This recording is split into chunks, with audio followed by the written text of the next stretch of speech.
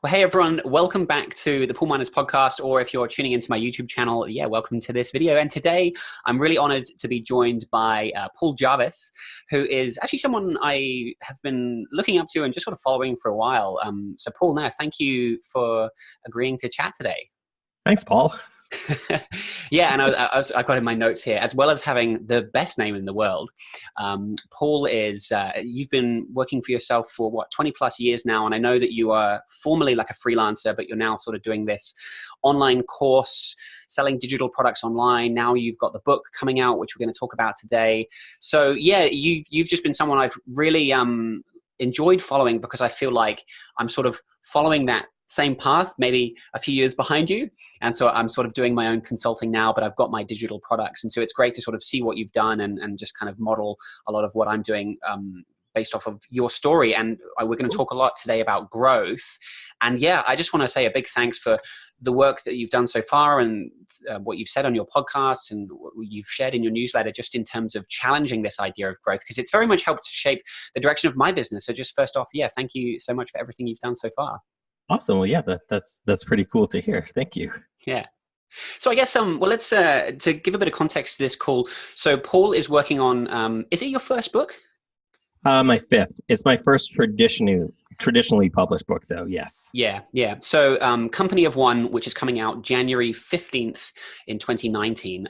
I've read the advanced copy and really enjoyed it. Although a lot of the ideas weren't new to me, because you have been talking about this for years, but it is great to sort of see it all condensed into the book. So I guess maybe to just start the conversation, could you talk a little bit about why is this idea of growth just the default behavior for everyone? So maybe not just in business, but personally, why as a species are we so like obsessed with just growing and doing and having more? Yeah, I think evolutionarily speaking, it seems like growth makes sense when you don't have enough. So like the early cave people, they would want more because food was scarce or resources were scarce. So they would just want more and more. And now if we look at our diet, having more and more calories all the time obviously isn't super healthy. I also think that it's funny, even in looking at such a weird tangent to start, but in my brain, I like it. So looking at evolution, nature kind of rewards species that get bigger they become like the apex predators. But then on the flip side of that, in evolution and nature, those types of species die off very quickly because they're very fragile in nature. We always think that things are too big to fail, and I think that's quite a fallacy, a logical fallacy to believe, because bigger things require like a T-Rex or the Rock or an elephant or something like that. I don't know if anybody's ever put those three things together.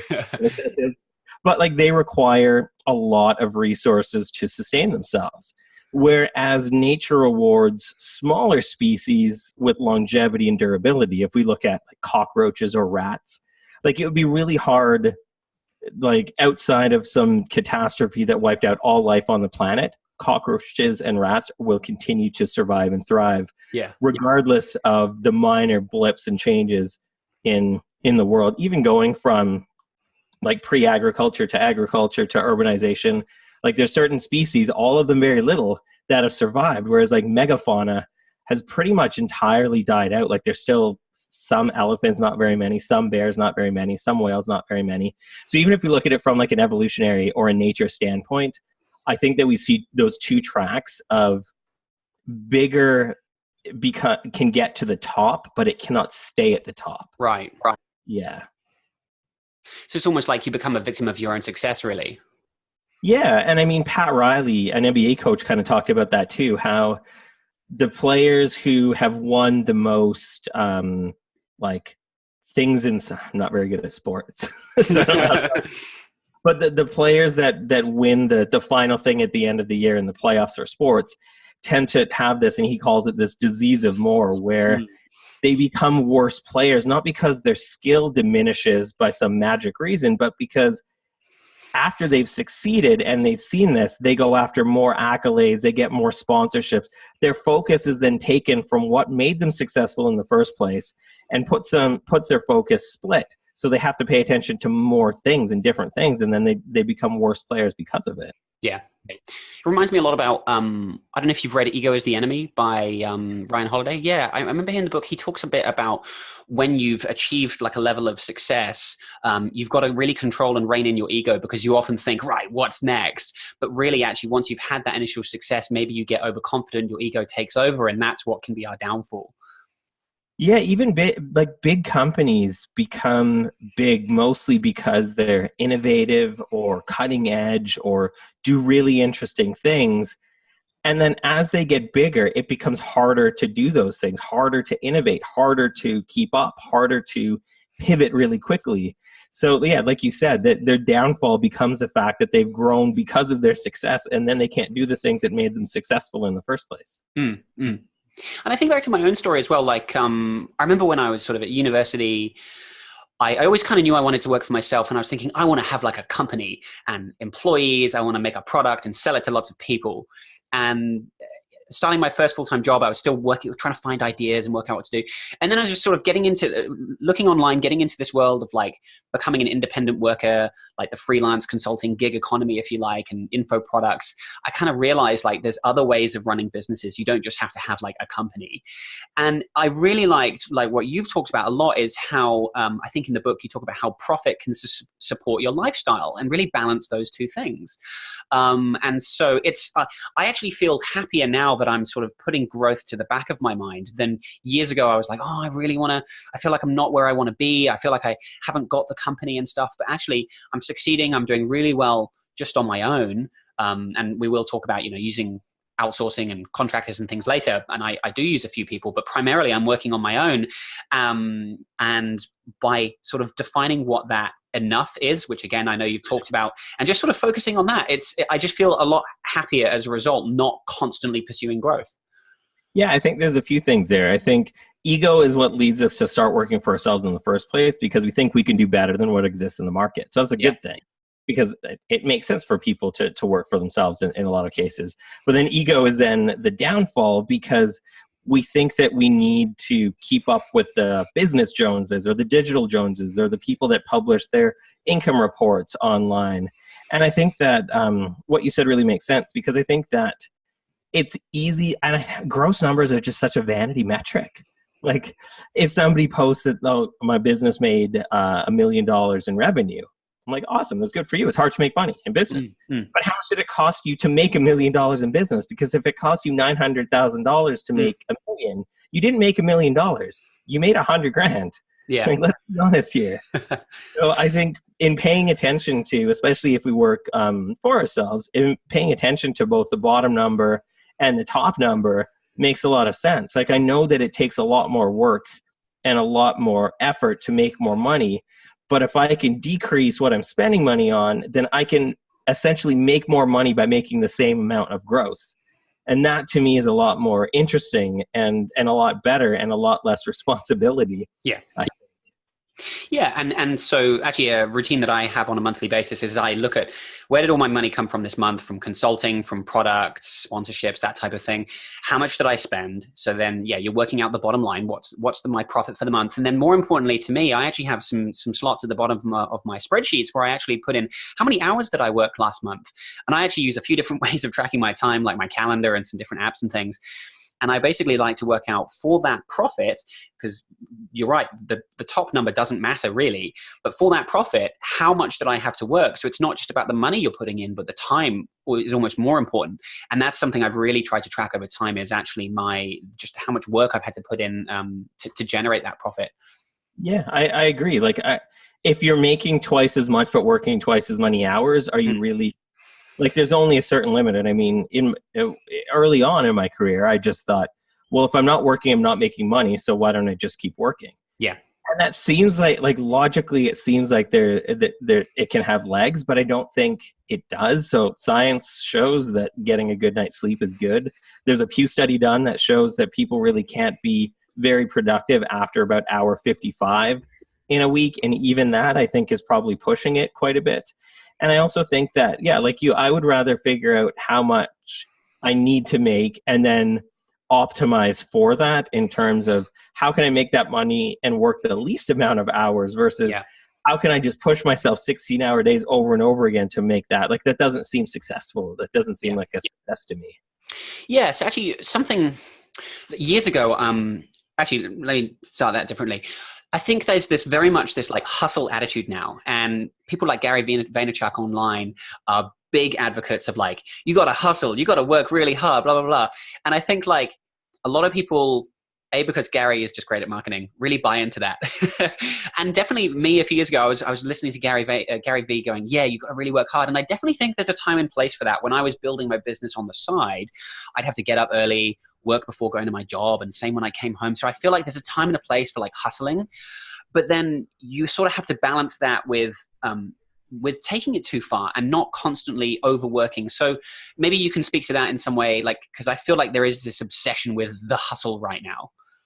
Yeah, it's funny. Like, I think it comes down to kind of what you want. And I mean, I would challenge that. And I mean, if a business takes like 90 hours a week to be a success, for one person to work that many hours, is it really a success? Yeah. To me, that doesn't seem like it. It's just that looking at like this fetishization or idolization or whatever you want to call it of people like Elon Musk. Like he has a couch that's very famous now in his office because he sleeps on it most nights. And to me, like, if I had to work so many hours that I couldn't even go home, yeah, I don't like that. Doesn't feel like a success to me. So I think definitely in the beginning, if you're doing it on the side, you do need to make some concessions. But I don't think it should come at the expense of all other things. Like, I think that even when I was moving from freelancing to consultant or to products, freelancing, even though it was for myself, it was still my full-time job, and I kept kind of separate income ledgers for each of the things.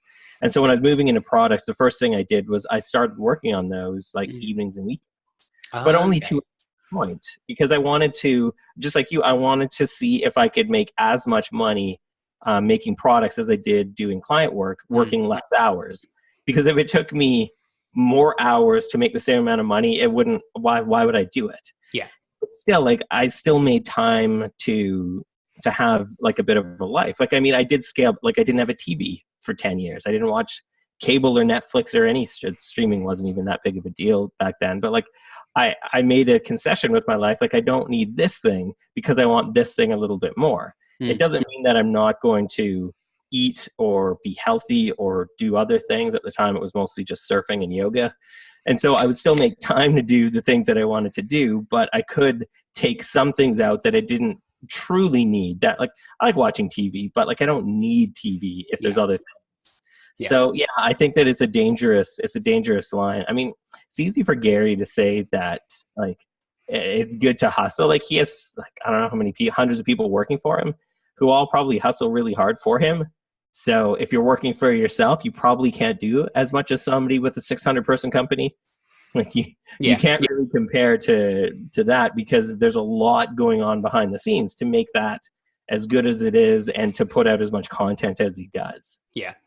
And I think, I mean, to provide like a balanced opinion on this, I have heard him say as well, like, you don't have to follow my advice. You don't have to hustle. I think the big thing that he kind of says is, don't sit there and complain about your life if you're not kind of working and putting in the hours. So like I said, and you've been saying, there's a time and a place for it, and it's all about balance. And so I guess I'm just happy that I'm at the point where I am now, where I've done my hard yards and I can enjoy a bit more flexibility now that I'm working for myself. But so, and talking of balanced opinions, there's something you did really well in the book and in your podcast as well. And for people watching, you have the podcast, which kind of supplements the book really nicely, and you kind of extend on all the ideas, which was, I'm about halfway through the episodes.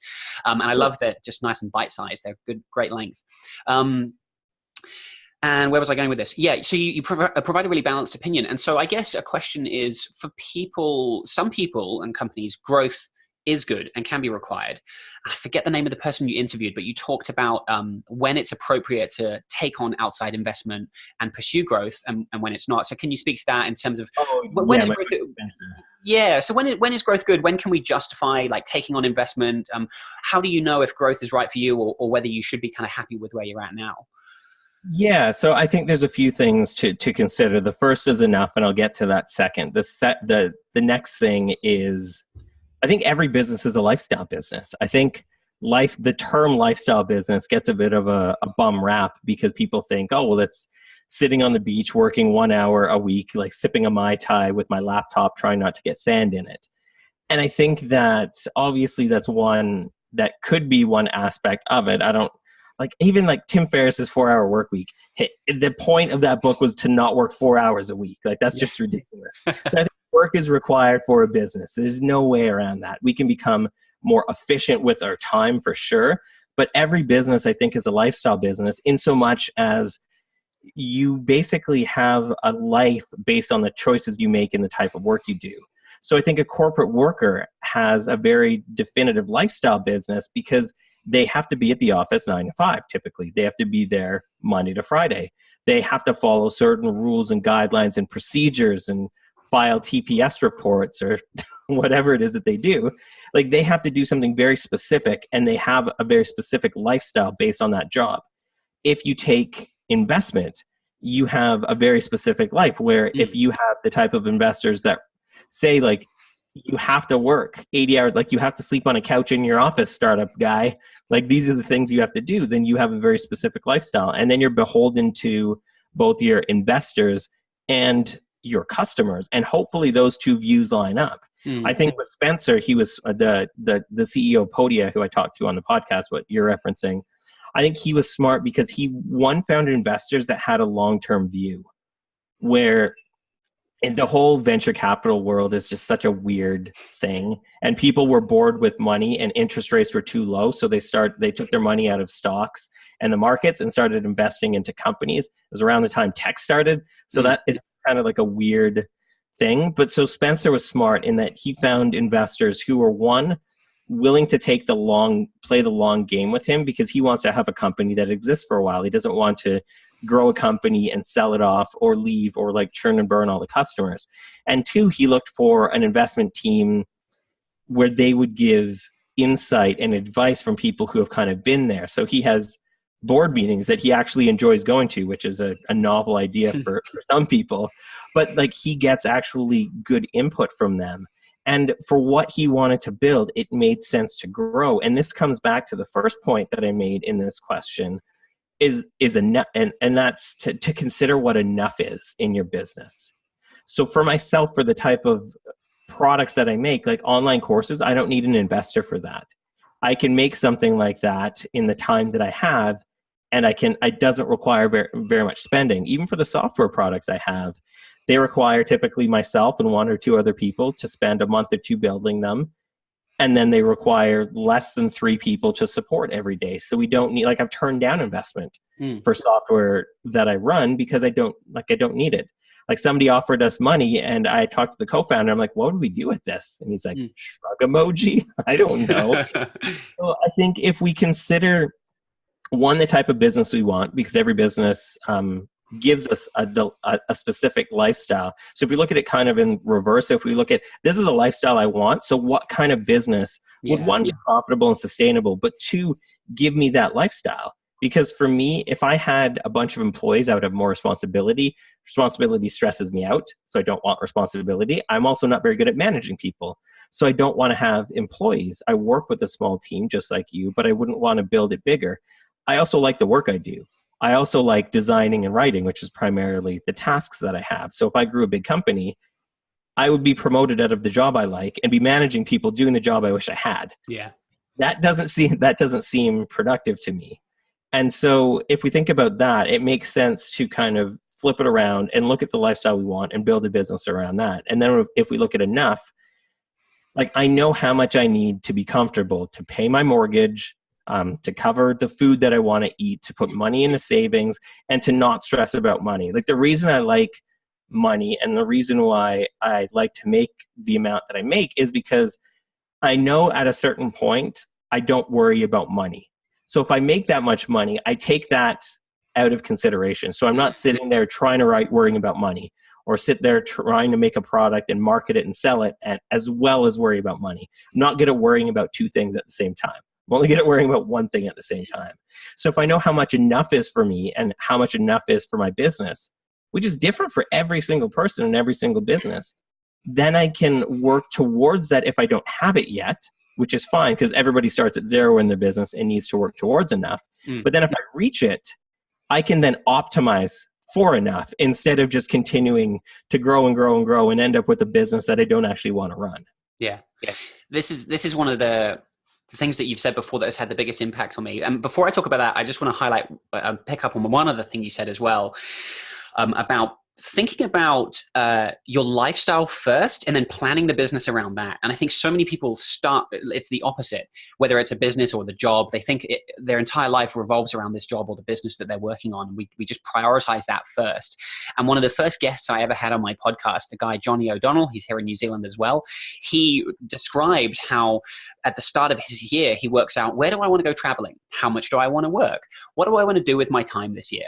And he'd list this all out. And then he'd plan his life. And then with the time he'd have left, he'd go, right, this is how much time I have to work. And so I love what you've said, what Johnny said about the order in which you think about planning your business. Planning your life before you actually plan the business. Yeah, I love that. It's funny. That's how the book starts, I think. In the preface for the book, I talk about my buddy Clee, who's a South African accountant who does the exact same thing. Like I think one of the first stories in the book is that I was out surfing. Yeah. And he was, it was like October. It was like September or something. And he was like, hey buddy, I think I've made enough for the year. And then he takes off, because we were sitting out in the lineup, and he takes off in a wave. And I'm like, what did you just say to me? It's September. Like, I don't know. And then he comes back, we start talking about it. He's like, I'm just going to go rock climbing and surfing for the rest of the year because I don't need more money. Like I've made enough to cover all the things I need. So he literally shut down shop for the rest of the year? Wow. He told his clients, I'm like, I'm available until this date. I'm back again on this date. Let's plan the projects we have to work together around those dates. And it wasn't around tax time. Like he wasn't an idiot about it. Yeah. Because accountants are obviously busier at certain times of the year. But it was at a time when none of his clients had year ends. So it's just like, I'm letting you know in advance that I'm going to be away. I'm going to be back on this date. Let's plan new work to start then. Yeah. That's awesome. I definitely need to start thinking like that, I think. But I do want to come back to something else you were saying. Yeah, one of the newsletters that you sent, I think it was last year, that has had, still to this day is one that had the biggest impact on me, I think it was called Happiness and Gravy. If you remember that one. And it's for those that haven't seen it or read it, it's this idea, and it's this idea of talking about enough. And so in the newsletter, you talk about, defining what do you need to live on, to pay your mortgage, to buy your groceries. What do you just need? And maybe, to be a little bit comfortable, do some of the things you want to do, go surfing, travel, whatever it might be. What is that enough number? And so when I was kind of transitioning from full-time to working for myself, I kind of defined that target monthly income. And actually for me, it just started as my salary. I think I was on about 60K New Zealand dollars a year. And I was like, well, that's about $3,500 USD. That's kind of what I charge in. So I was like, that's my enough. I just want to replace my salary. If I can start with that, that's great. And everything else is gravy. And so, but still to this day, that figure has changed a little bit because now I have more expenses, and my wife, Haley, we've just had a baby, so she's not working. So my enough number has changed, but it's still very conservative. And I often make 2-3 times more than my enough number, but I still just think it's all gravy. Every month, have I met my TMI, my target monthly income number? Great. Everything else is just a bonus, and I don't need to stress for the rest of the month. In fact, I don't need to stress for many months. Maybe I should take a few months off because I've made, I've stocked up a little bit of extra income now that maybe I should take a few months off. But yeah, I just want to say, like, that post that you wrote, I think last year, still to this day has had one of the most tangible impacts on me, I think. Yeah. Yeah. And I think it's like, I think there's such a benefit to alleviating stress in our work. Business, like work is stressful. Working for yourself is stressful. Thinking about money is stressful. In any area that we can make it less stressful and make it easier, it just makes sense. So if we consider, if you consider, like, what do you actually need to be comfortable? And it's different for everybody. One of my buddies has 4 kids. He needs a lot more for groceries than I do.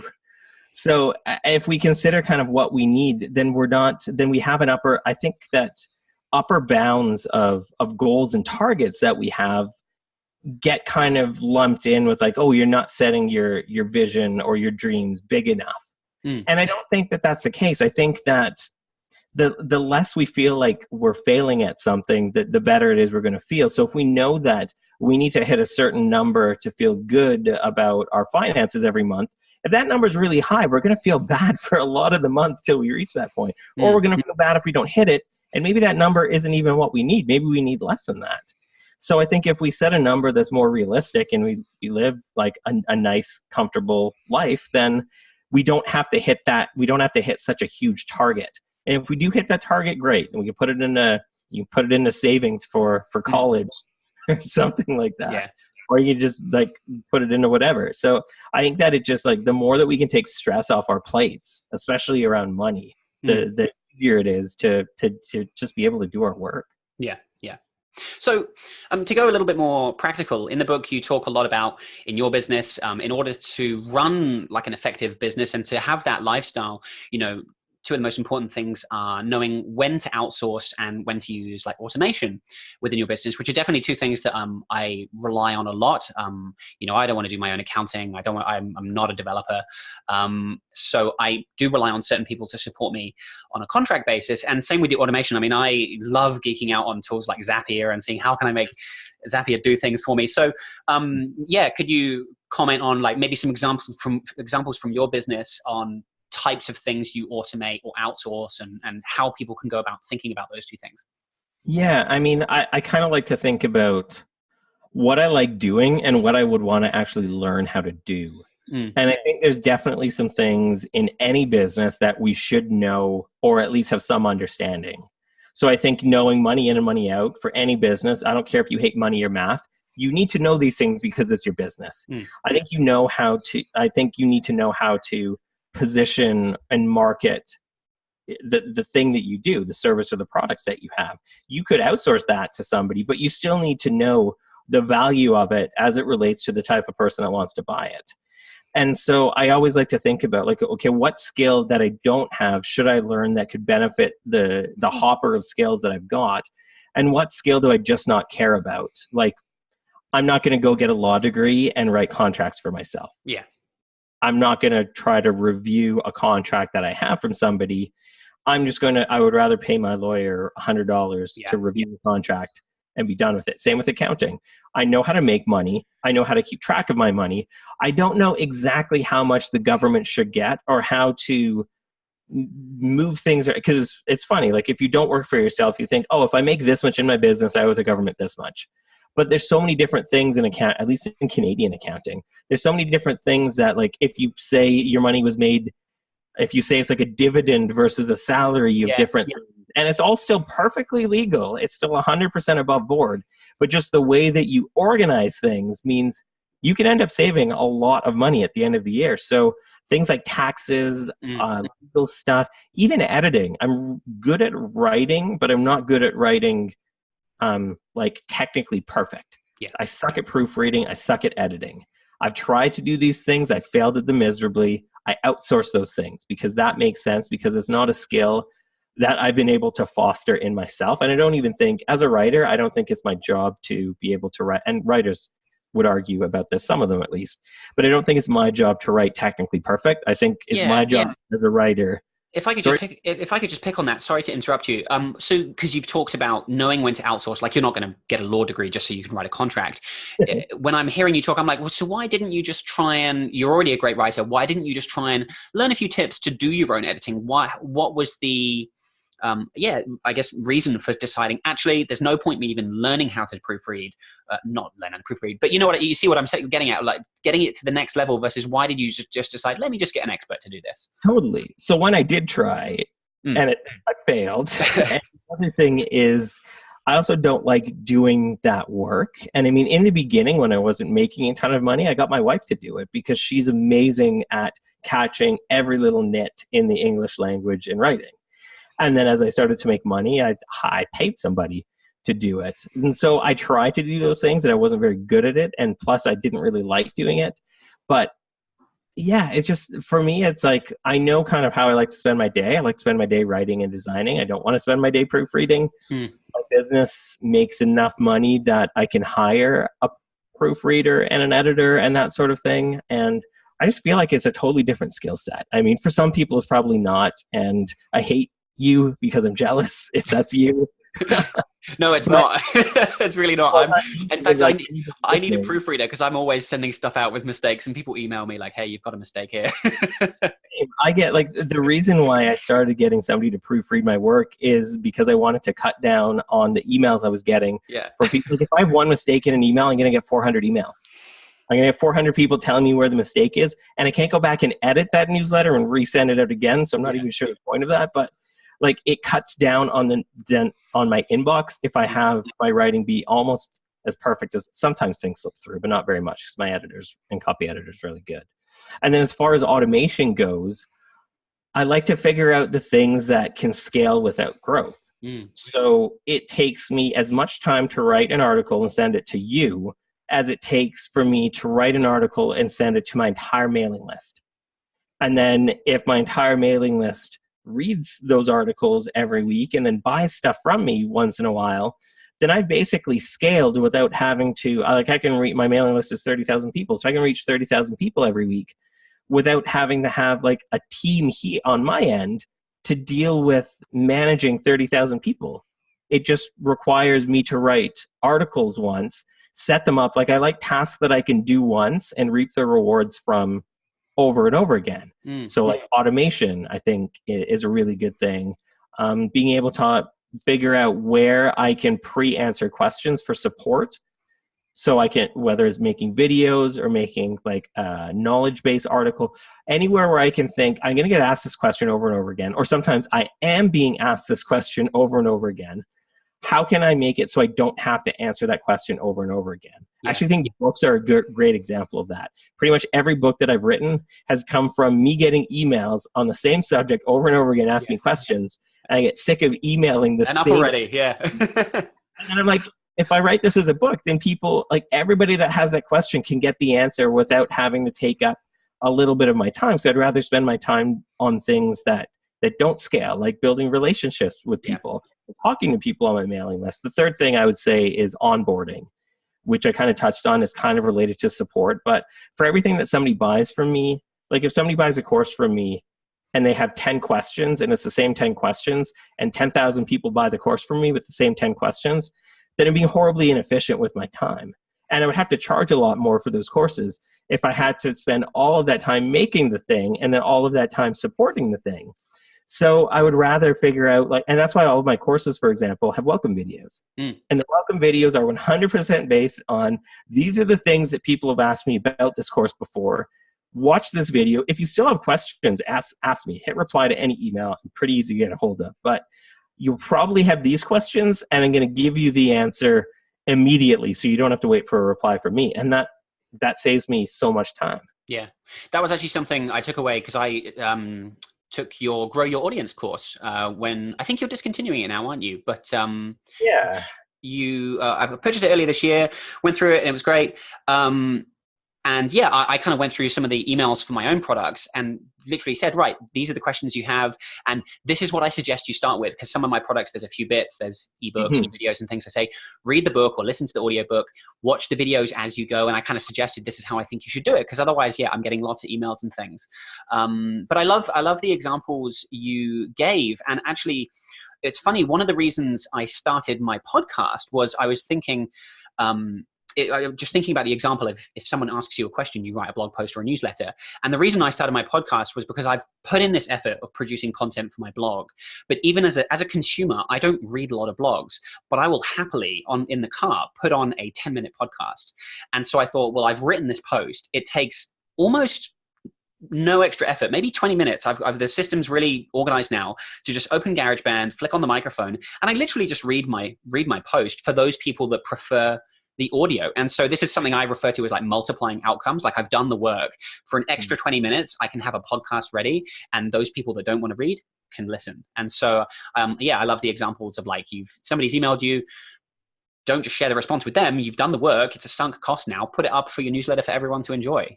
So, yeah. My most popular podcast was the podcast where I just read the Sunday dispatches into a podcast episode. Yeah. And that to me was the most, and I ended up making extra money off of it because I had a sponsor for the show. So it took me, I was going to write the article anyways. It took me, like you said, it took maybe 5-10 minutes to record it and edit it, throw in the sponsor read. And then it was it was taking not very much time to make more content, and I was getting paid for the extra content too. Yeah. So it's such a it's such a good idea to figure out those little efficiencies. Yeah, win-win. It's funny. Sometimes I hear people talking about podcasts and how much work goes into it and the editing. Maybe it's more. My podcast is pretty simple. Maybe with big interviews and stuff, there's a lot more involved. But I'm kind of like, I'm feeling guilty. I'm like, my podcast doesn't really take much work. Am I doing something wrong? Yeah. So okay. Now, I'm sorry, I'm just looking at my notes, seeing where I wanted to go next. Something else I wanted to bring up was this idea of in the book maybe it was on the podcast. No, I think it was in the book. You talked about when to kill off different businesses as well, which was something I found really interesting. So you gave the example, you had the WordPress development business where you were selling the themes. And I actually think I was even looking at one of them and then I noticed you'd stopped selling them. So that was a business where I think you decided this is becoming too much work now. And even for the money that I'm getting, it's not worth the work that I'm putting in. So can you speak through or talk about the decision-making process you went through to make that decision? Because I guess a lot of people would kind of look at that and go, hey, that's money you're getting. Why not just keep doing it? Maybe talk us through the thought process that led to you killing off this successful part of your business. Yeah. So, I mean, it definitely comes back to what we were talking about kind of in the beginning, where I know the kind of life that I want, and I want to build a business that's profitable but supports that life. And with the WordPress business, it required so much support that I couldn't automate away and that I couldn't just scale away. And most of it, like to get super granular, most of it was I had to actually get login access to somebody's site, figure out what plugins were mucking their site up, what other things they were doing. Like I basically had to fix things that had nothing to do with the product I was selling because they wanted it to work. And I felt like, well, you bought this thing, I want your site to work. I'm going to go and rewrite a bit of code that has nothing to do with my plugin. And it just took so much time. Yeah. And it was profitable, but it was profitable like at the end of the day, but it wasn't profitable, kind of what you and I were talking about as well. Like it was requiring so many hours to make money that it was like all of my other businesses make about the same amount of money, but require like a third or a tenth of the time. So why do this? And I think that with every opportunity in business or with every opportunity in life, there's a hidden maintenance cost to saying yes to anything. Oh, yeah. And I think a lot of times we fail to consider that every single thing that we say yes to, there's going to be action in the future that we have to take because we've said yes to something. Whether it's a speaking gig, whether it's adding a feature to a product, whether it's building a business, whether it's saying yes to like doing an interview. I know that if I say yes to an interview, I'm going to have to be available for an hour. I'm going to have to be well rested so I can be coherent. It can't be in the middle of the night. So I'm glad that you let me schedule it for a time when it's actually both light out for each of us. But yeah, I think every opportunity comes at a cost, and it's up to us to decide whether or not the cost is worth it, because sometimes it won't be. And that was the reasoning for killing that business. Yeah. Well, thank you for doing the interview then. I actually wrote. That's why I said yes. Yeah, I actually have a no email written up now that I have into Text Expander, which is great for quick email replies and things. And so it just doesn't matter what people are asking me, because I'm sure it's the same with you. People ask all sorts of stuff. Can I sponsor your podcast? And the big one I always get is, can so-and-so be a guest on your podcast? And I think you even made the comment, like, I actually don't do a lot of interviews. I really only do them when kind of I want to. And I still get so many requests from absolute random people. Hey, this person would be great. So I just have this default no email that I just send, that it's pretty honest. And it just says, look, I get approached with a lot of opportunities, and I'm prioritizing other projects right now. And like, thanks for reaching out to me. I appreciate it, but I'm sorry, this is just not something I can do. And so for anyone listening, like, definitely try and have something like that in your arsenal, like a little script that you can pre-write, just quickly send to people, because I think it's just about like respecting each other's time and not feeling, you don't have to feel obligated just because someone's approached you. You don't have to say yes to it. Yeah, it can definitely be scary to say no, but a lot of times that fear goes away once we actually do it. Like, we're afraid up until the point when we say no to something, and then the other person's like, okay, I'll pitch another show. And it's like actually zero of a big deal. I mean, I get pitched to have guests on all of my shows as well, and I only only the most recent podcast, which has only been out for a month, has ever had a guest on it. So my other show, The Freelancer, the Creative Class Show, Visible Office Hours, 0 guests ever. And they still, yeah. I get 2 or 3 people saying, I love the show. I'd love to be a guest on it. Like, if you love the show, really? have you listened to it? Yeah, exactly. There are opportunities as well. I'll make one last point on that. I think it's good to have, like you said, you have a text expander to say no. I like to, wherever I can, I like to have rules. So it's not a personal no, it's just a general no. If somebody asks me to speak at a conference, it's not that I don't want to speak at their conference. I don't do speaking gigs right now. Easy. Or if I'm not doing interviews, I'm not doing an interview with you. I'm not doing interviews right now because I'm in like heads down deep work mode. But let's talk and see if we can work something out in 3 months. And then it takes the weight off of this is a personal no to just like, this is a rule this weird guy has. So it's okay. That's a really nice way of framing it, because then it takes the pressure, the anxiety off of you. Like, because humans, we want to please people. We're like programmed biologically to want to please people. So I think it's really nice to almost have that as a rule. Like, hey, sorry, this isn't even my decision. It's something I decided maybe with my spouse or business partner. Like, I'm just not going to do this right now. So I really like that way of thinking about it. Yeah. Now, I know this is kind of maybe a cliche question, but because you have sort of optimized your business with your lifestyle, do you mind sharing a little bit about like what is your routine and maybe how many hours do you work? And I know it probably changes a lot with whether you're in book writing mode and promotional mode or updating a course, that kind of thing. But yeah, anything you can share on sort of like your typical routine, but and sort of what kind of hours you're currently working? Yeah. So for the routine, I purposefully built a business that doesn't require me having the same thing to do every day, which I like. So some days I'm writing all day. Some days I'm doing phone calls all day. I actually don't do calls on Mondays and Fridays. So those are always days when I'm working. And again, that comes down to the rule. It's easier for me to say no to calls on Mondays or Fridays because I don't do calls or interviews or communication stuff on Mondays or Fridays. And so like the routine is always different. And so, but with that, I always like to only take on what I know I can accomplish and only take on things where it makes sense to do them at that time. And I typically like to work ahead of my schedule. Like I said in the beginning, like I like to try to alleviate stress where I can. So if I can give myself space in my schedule, in my calendar, in whatever, I'm going to do it. So for writing my newsletter, I like to write 4 to 6 weeks in advance. For the book, I wrote it last year. I delivered it. I'm probably one of the first authors with my publisher that delivered the book way ahead of schedule. Yeah. And they're like, really? I'm like, I wanted to, like if I was pushed up against a deadline, it would be harder to work. Yeah. I wanted to get it done. As far as like time spent working, I feel like on a good day when I have lots of sleep, when I've exercised a bit, when I've eaten well, I feel like I can probably work about 3 hours of focused, important work and about 3 hours of admin. So like emailing, bipping off on Twitter, like doing things that don't require, like bookkeeping, doing things that don't require a ton of mental space or energy. So I can probably do about 6 hours of work a day. I'm going to work more than that if I need to. If it's my default, then I know that I'm not prioritizing my time properly. Some days I'm just not, it's not really going to work a whole lot because it could be sunny out and it's not sunny out a lot here because I live in a rainforest.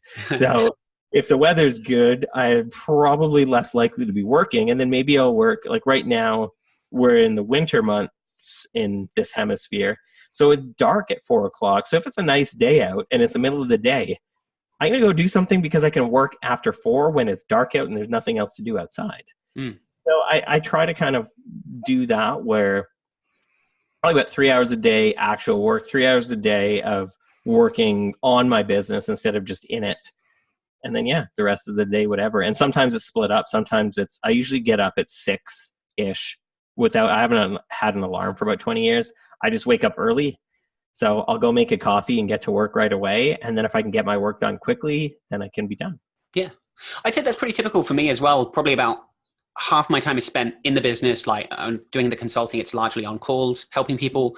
And about half is, kind of on the business. Yeah, like chasing new clients, email admin, working, helping customers, that kind of thing. So I think that's, it's kind of just, I guess I can relate to that. And by the way, I have been meaning to ask, because we were talking on Twitter, I think maybe last week. Did you end up checking out 1Password? No, I still use Remember. I know today they have a sale because the day that we're recording this is like American Black Friday-ish or Thanksgiving or something. So I know there's like a giveaway today, and I'm like, maybe I should just get like a license for free off of somebody.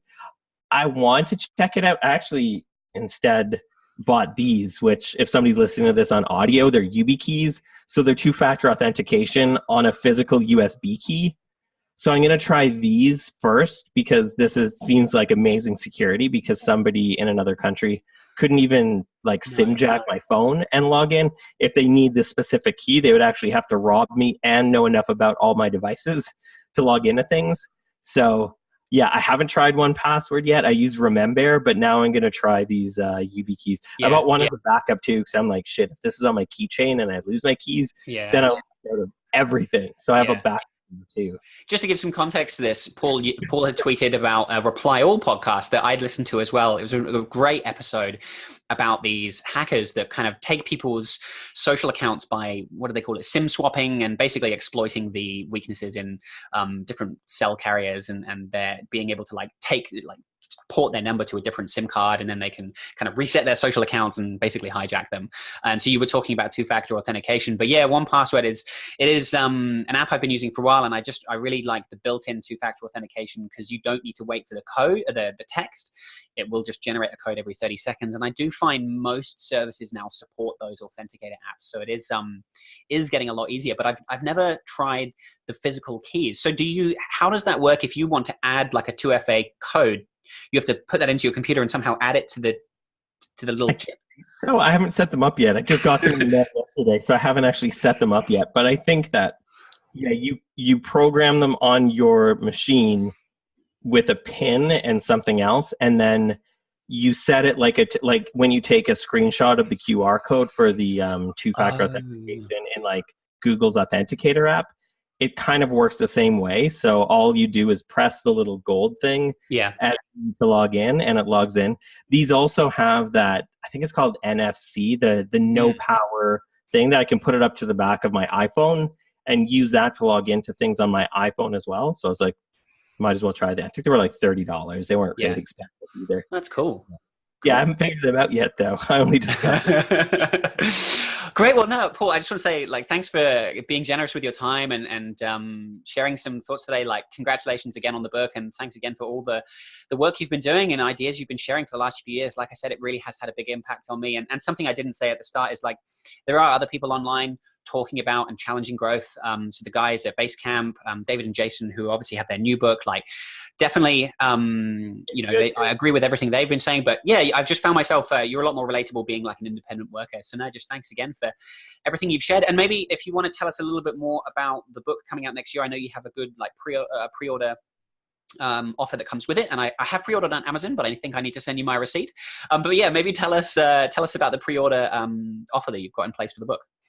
Yeah, so basically, if you like the things that we were talking about, that's pretty much what the book is about. So just challenging the idea that bigger isn't better, better is actually better, and that we can make decisions that suit both the profits that we want to generate and the life that we want to lead. And so the pre-order campaign, I think is if you pre-order one book, you can read the first chapter or chapter and a half right away, which is good. If you're interested in the book, then you can get to read it.